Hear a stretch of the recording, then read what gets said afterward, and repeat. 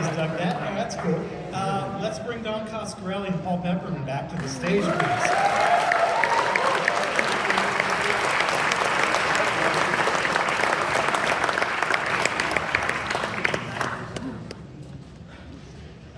Thank you all. Really nice response. Just think of that print. Was that beautiful? Yeah. Let me ask before we dive into the film, how is Reggie Bannister doing these days? He's hanging in there. Yeah? Yeah, rumors of his demise were exaggerated. Sure, yeah. Yeah. No, he's a tough son of a bitch, so I wish him the best. Again, I know this was the third film you guys made together. We didn't ask this yesterday, but how did you two meet? And then how soon after you met did you decide we should be making movies together? We met at UCLA, our first day of school. We were put together as roommates, and I walked in, met him, and he asked me what I was going to do, and I said, I'm going to be an attorney. I said, what about you? He says, I'm going to be a film director. I said, oh, okay, great. And, we hit it off. Little did I know. It all came true, yeah. So we started working together very, very early. I mean, Don didn't want to wait through all of college. He wanted to start creating right away, and so raised the money and started making the first movie right after his freshman year. How did you become a lawyer? No, you didn't. I ended up working with Don for many years. Because you could. It's possible. Anything's possible. Can you, before we dive into the movie, let's talk about the restoration and the Bad Robot involvement. Just sort of walk us through how you came to find out that J.J. Abrams and his people were such fans of the film, and then how did you guys kind of work out how you were going to get this restored? I actually had put this little trailer on my driveway, and I was editing the Bubba Hotep film. And while I was editing it, I got this phone call, and this young guy introduced himself and said, hi, I'm J.J. Abrams, and I make TV shows, and I'm a big Phantasm fan. And I didn't know any of his work. I think he was doing, he had done Felicity and was starting with the Alias show. And so we talked about Phantasm, and he just wanted to ask questions and all of that. And I actually said, hey, why don't you come over to my little trailer and I'll run this new movie for you. Maybe you give me some ideas about it. And he came over and watched Bubba Hotep in a rough cut version and had a couple good notes for me. But during this conversation, we got friendly and from time to time would talk, but always I kept going, you like Phantasm so much, why don't you try to work one of the Phantasm actors into one of your shows? You get Angus or Reggie into his show. And he said, well, give me Angus's phone number. And he called them up, and they became fast friends, and JJ put him into the Alias TV series. And he had a nice role, and unlike with Paul and I, he had a nice trailer, which was nice for him, because he'd done a lot of low-budget type stuff. So that's how I met JJ way decades ago. And then, fast forward a few years, I made a couple movies, he made a lot of movies, and very successful, great things. And we called up out of the blue and wanted to screen Phantasm for some of his teammates over at the Bad Robot Company, because a lot of them hadn't seen the film. And at the time, I said, I've got this scratchable print, I've got a standard def DVD, what do you want to use? He says, what, there's no high def materials? And I said, no. And we had a distributor that had no interest, and they were about to, their contract was expiring. And so the film was sort of stuck in this standard def limbo, and that's when he offered to figure out a way through Bad Robot to help us do a restoration of the film. And so it was really interesting, because he was doing a Star Trek movie and preparing a Star Wars movie, and had a very big staff over there, and it was just a dream come true for a fraction of what it would have really cost. I think we had to pay something like $15 an hour, we could get access and do color correction for the film. You were directly involved. You didn't just turn it over. You were. No, it was like I'd get a phone call like on a Thursday night. Hey, we have a few hours. You know, we're going to finish up this Star Trek session. Come on over. You know, and work for a few hours. And this took maybe about 4 or 5 months, and we got this really pristine version of the film. And then the best part though is when, as it was just coming to an end, I bumped into him and thanked him, and he said, "Well, what about the audio? What are we going to do about the audio?" Look, I don't want to overstay my welcome here. And he put one of his sound editors, a guy named Robbie Stampler, who was working, I think, on Star Wars at that time, and he did a remix of the and enhanced in stereo. So the music, he was able to make the music really pop, and so I'm very happy with how that turned out. The two things I remember from the first time I saw this, and I should mention that you and I, there was an event that used to happen in Austin every December called Button-Thon, and it was a 24-hour film festival, but nobody there knew what was going to play.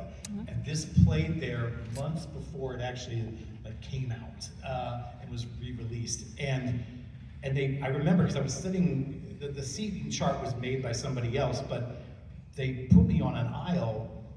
And then right before they started the movie, they put a folding chair next to me. I'm like, what the hell is happening here? And then you came out and introduced the film. We played it, but you came up and sat in that folding chair. And we watched it next to each other. I mean, we knew each other before that, but things I just remember. I remember two things. The sound mix was unlike any time I'd seen it or heard it before. But I remember the scene specifically when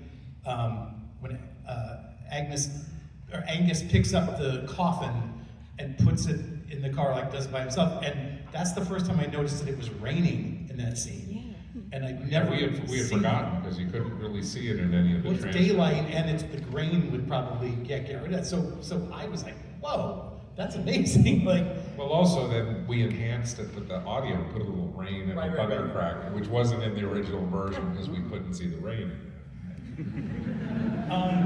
Yeah, so I mean, it's remarkable. So just when you were writing this, where did these? I mentioned this yesterday that there's so many just random things that happen in this movie. And they're not really random, but they feel random because they don't feel like anything else that I'd seen before. From some of the designs of the characters to some of the relationships in the film. Where did this start? Where did this idea start? Was there a single image? Was there a? Yeah. Well, it really came about in my hometown where I grew up, in Long Beach, California. There is this most awesome mausoleum. It's about a 3-story marble mausoleum, and I went there from time to time and walking around and had that same effect with the echoing marble. And I think that's where I thought, well, why hasn't anybody ever set a movie in a place like this? And we hoped to film in that one, but unfortunately they wouldn't allow. They gave us access to the embalming room and the casket. They wouldn't let us film in the mausoleum, which was weird. But no, I had always loved horror and wanted to make a horror film. And I'd seen a few films, I can't remember which ones, because they were unmemorable. They were billed as scary horror films, and they were not. And so I thought, well, when I make my horror film, I want to make something that is like a good scare, like every 5 or 10 minutes in the film. And so I came up with the story with the brothers, and there was a little influence came from Ray Bradbury, which is a whole nother story that I can talk about when Paul and I went up to Ray Bradbury's office. But Reggie had read the Something Wicked This Way Comes, and it said, you should put this in and put Michael Baldwin in it. And so Paul and I, we went up to Beverly Hills. Okay, there was no phone. We wanted to contact Ray Bradbury. We could pick up. So we found out where his writing office was, in this writer's building, and we just went up to the door, and on the door it said something like, whatever you do, do not knock on this door. There was a doormat that said, "Go away." So we kind of looked at each other like, it's Ray Bradbury, you know. So we had a nice note. We kind of slipped it under the door, and then we found out. Did he call you? Or we found out that Michael Douglas had already bought the rights to it, and that he wasn't interested in giving it to us. So I mean, you might see a few influences from that, maybe in the film, and then what was pretty cool though was having made those two earlier films, we really created this little repertory company of actors because Angus Scrimm had been in the first movie, he played this alcoholic, and he was very commanding screen presence. And then Michael Baldwin had been in the film Kenny and Company that we'd done before, and he was just this magnificent young actor, and I crafted a story around that. And Paul had some great ideas. This was Reggie's third movie with us. Oh yeah, and Reggie Bannister had been in both of those films, and so you can tell. I mean, like the character of Reggie, it's like the character of Mike. They share their real names because they're based a little bit around their character, their real personas. The other book that comes up every once in a while is Dune, because probably just because there's I think there's a bar called Dune in the film, and then that also That's that hand the Dune's Cantina. Mike puts his hand in the box. Yeah, that. I don't understand Okay. the reference. I never knew they were going to make a movie out of that.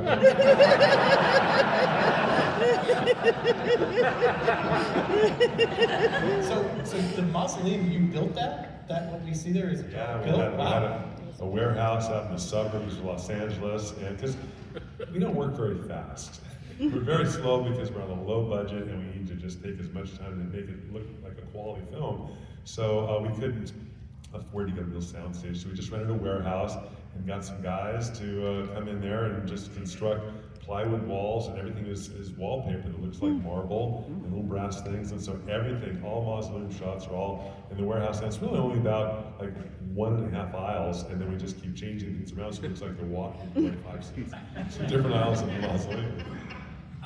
One of the things that stood out to me when I first saw this, and it still does, but I remember it jumping out, is the brother relationship is kind of the core thing. And in so many other, not just horror films, but films in general, it's usually like a romance or a parent-child relationship, but brothers was a little more rare. And was it always brothers, or and the age difference was a certain thing?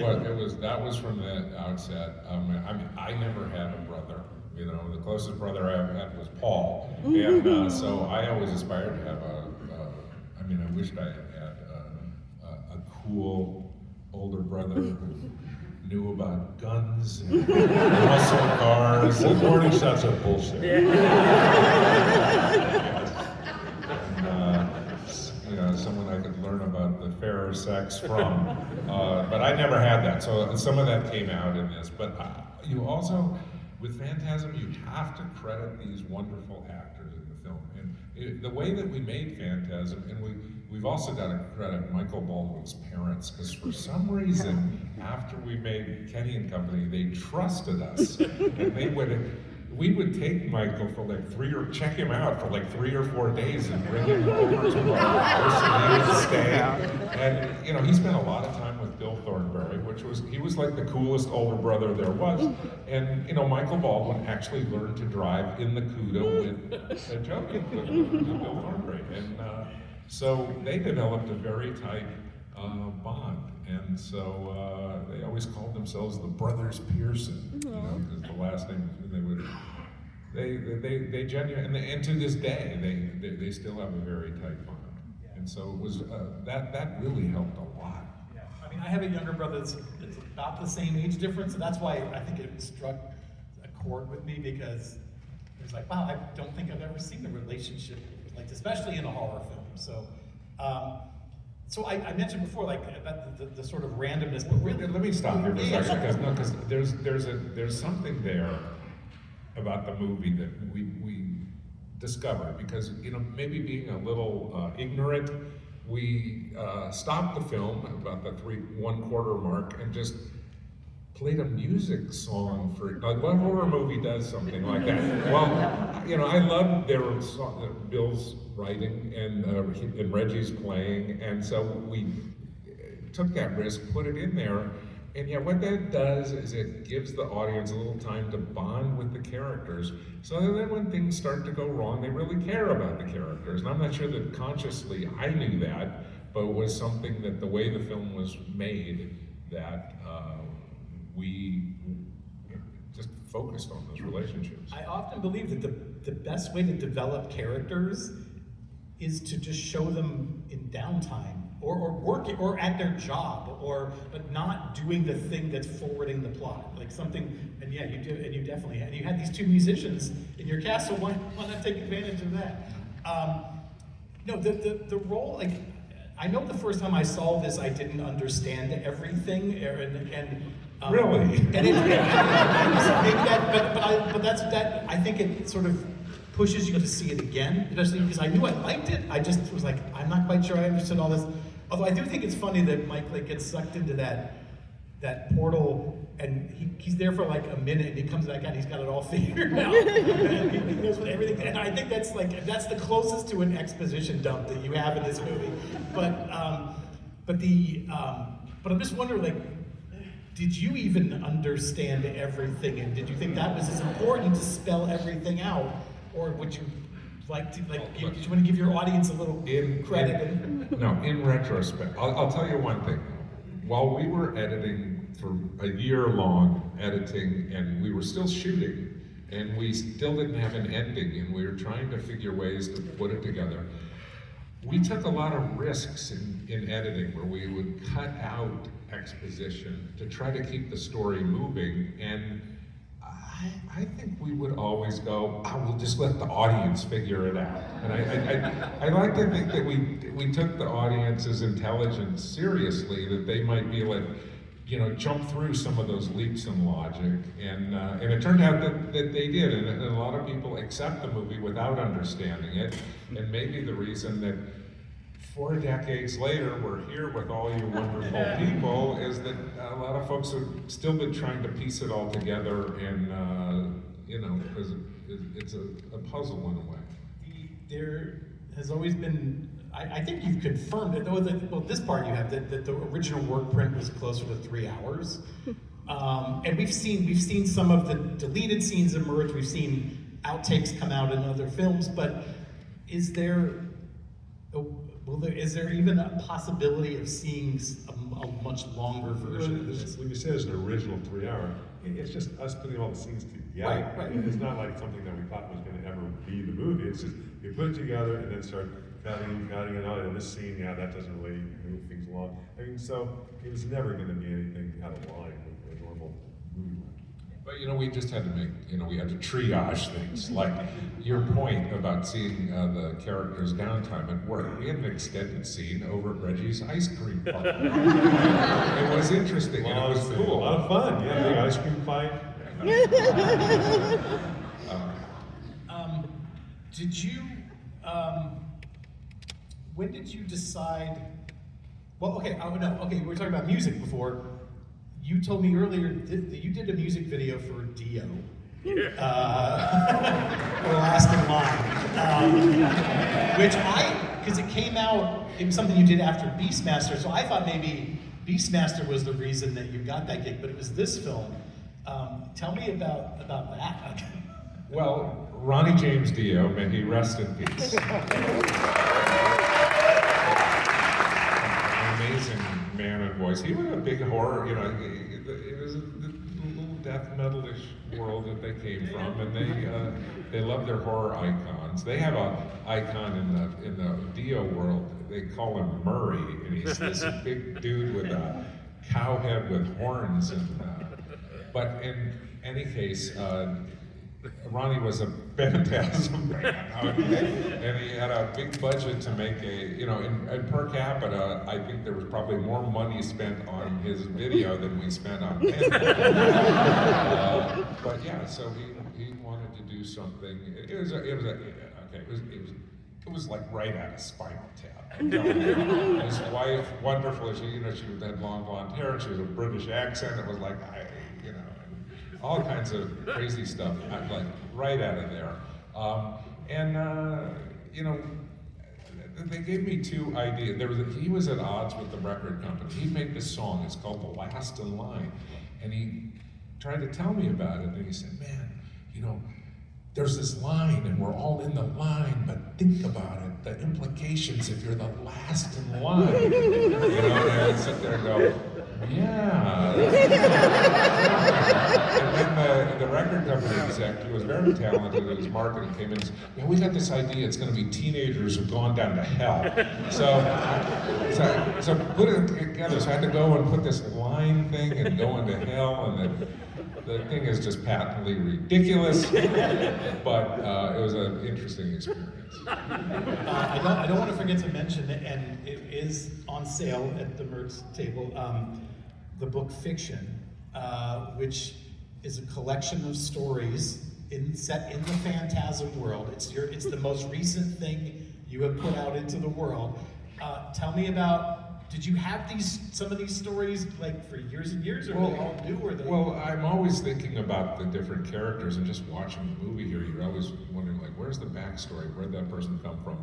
You know, and I always have aspired to write some fiction. I had done a little memoir, and it was fun to write, and I thought I'd try to do some fiction, and I thought, well, let's go for the low-hanging fruit. I'll write a few Phantasm stories, because I've got a built-in fan base here, thank you.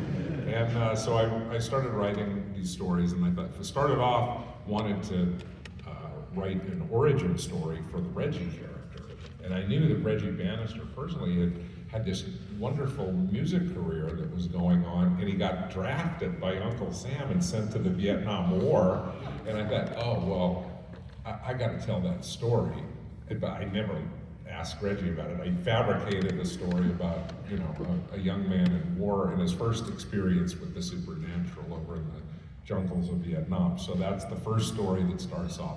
All the stories have interest. One of them tells the entire backstory of the guy who took the ball to the head and died on the floor. How the hell did he come to work for them? What happened when new management came in and turned everybody into zombies, you know? So that's one. And then one really fun other one is you were talking about info dumps.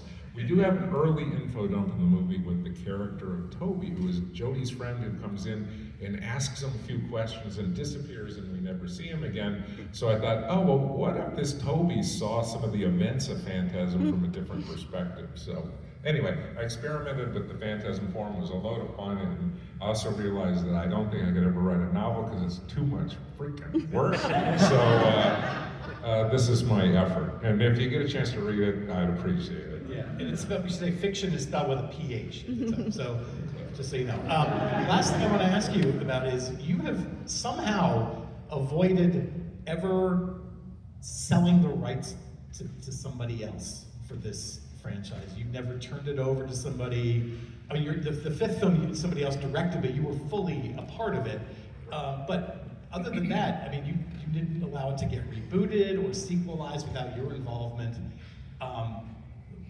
Tell me why that was so important to you, because you could. Well, there was a lot of interest about, 15, 18 years ago, and the problem was is all the Phantasm actors were still alive and viable, and I just, I couldn't walk up to Angus Scrimm and say, oh, we're gonna make a remake, and Nicolas Cage is gonna play you. Although he and Nicolas Cage were actually friends, which is a whole another side story. The whole Coppola family, Angus was like dating Nicholas's grandmother. This is true.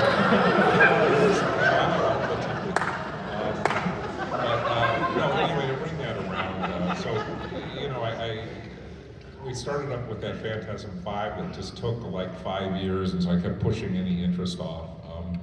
Look, would it be cool to have a reboot of Phantasm with some talented young visionary director? Hell yeah, I would like to see it. And maybe if we do a Q&A, if anybody has an idea, who could play the tall man? Your friend, Michael Shannon. Would he be a great tall man? Come on down. Guys, thank you again so much for coming out for these 2 days and showing us these movies. No audience questions? Come on, a couple. All right, let me get. I'm gonna get a couple, but it can't be that many because we have another show coming in like 20 minutes. Okay, on the aisle there. I hate to ask a magician to reveal his secrets, but any stories regarding your practical effects, I would love to hear. Well, Paul had a lot to do with that. So, oh, by the way, you remember in the scene where the tall man's hand is trapped in there and it gets, the fingers get chopped off? These are the fingers, right? After the show, if you want to get a photo with the real fingers, You know, this was made a long time ago, and we also had a low budget, and so we needed to just make sure that we could do everything possible without, obstacles. And so, the ball, the silver sphere, we had somebody on the crew who was a junior college pitcher, so he would throw the ball right down the aisle with slow motion reverse, and then when it comes around the corner, it was just some fishing line wire connected to it, and I would just throw the ball and just go around the corner and shoot in slow motion. The portal to the other world is all mirrors, no special effects whatsoever, other than just it's a mirror there shining, reflecting the white wall. What else? The only thing that was really optical is just the flying ball from the side, where we're going with it, where you can kind of tell and the spheres come out. But other than that, it was all really. That, by the way, was the only shot in the entire film that was enhanced just a little bit by the bad robot folks. I mean, when Jody shoots the silver sphere with a shotgun in the mausoleum, it's just a hanging Christmas ball filled with red tempera paint, just with a firecracker in it. All right, who has a killer closer question? I see one way back there. Oh, no, you're just leaving. Okay. Screw you guys. Okay. Okay. There's a guy jumping. Okay, whoever's jumping, I can't see him. Yeah. How did you land on the CUDA? How did I decide to use a CUDA in the film is the question. Okay, I was in high school, maybe some of you had the same experience. There was this younger kid that had a brand new green CUDA out in the parking lot, and I would walk out, and my good friend Mark Annerl, who actually designed the mausoleum for us, he would go, "How does that little shit have such a great car? We're driving these old beaters, and he would race out of the parking lot, and I thought, God, someday I'm gonna get one of those cars." So while we're figuring out the storyline, I'm thinking, oh, the brothers should drive a car, what should they drive? CUDA. So that's where it came from. Just so you can own one. Okay, just a quick reminder, if you want to get anything signed or buy some merch or take pictures, we're set up in the TerraVision video store just south of here, so it's just like a door down. Go out the front door, hang a left. You're probably going to be greeted by a big line for the next movie, so just kind of work with them. But you should be able to get in and clear it back. Thank you.